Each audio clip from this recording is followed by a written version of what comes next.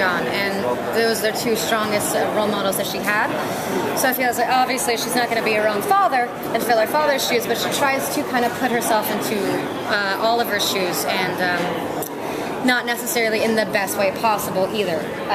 Tries to become a rambunctious party animal because it's just what she remembers from her brother, and is kind of trying to relate to him a little bit. And then when he comes back, he's not quite happy with the way that she's acting, obviously, because he's changed in the last 5 years and has nothing to do with that kind of party thing anymore. And that's all his little, when he left, little bookworm little sister is now doing. She's kind of crazy, rambunctious, and outlandish, and it just drives him nuts, I would imagine. So, as of now, Thea's just kind of trying to find her own in a world of resentment.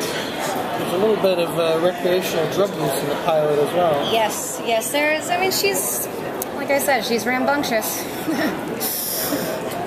This is a different show than the other CW shows you've been on, OC and Gossip Girl. Is there a big adjustment kind of getting darker, more into like the more niche superhero mold than those kind of more accessible shows?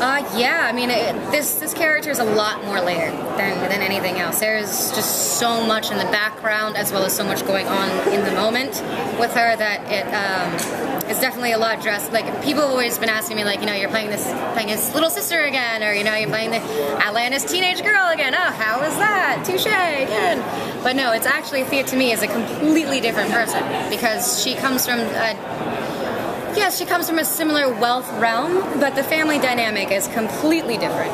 And what she's gone through is so very drastically different from Caitlin. And I mean, yeah, she's using drugs, but I feel like she has different reasons. She's not trying to, she's honestly not, I don't think she's an addict. I don't think she's really even that much enjoys it. I feel like in the last 5 years, she has had nobody to talk to, no way to express herself, and honestly needed to suppress everything that was going on in her mind and had no other idea how to do it other than drug use.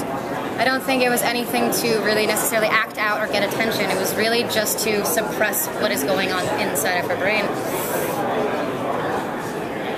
How much do you kind of really know about your character in terms of what you've been told and in terms of what you bring to the character? I mean, have you kind of been told her entire history, or have they told you pretty much what you're going off of, or is a lot of it kind of not so much making it up, but using your own I'm fueling my own ideas into a lot of Thea's background, yes, but there was definitely major guidelines, which were the ones that I spoke of.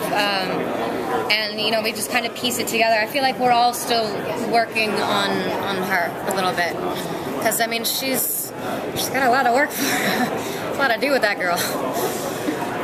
Obviously, your character's nickname is a callback to Speedy in the comic books. Did you look to that character for any sort of, plot inspiration or anything like that?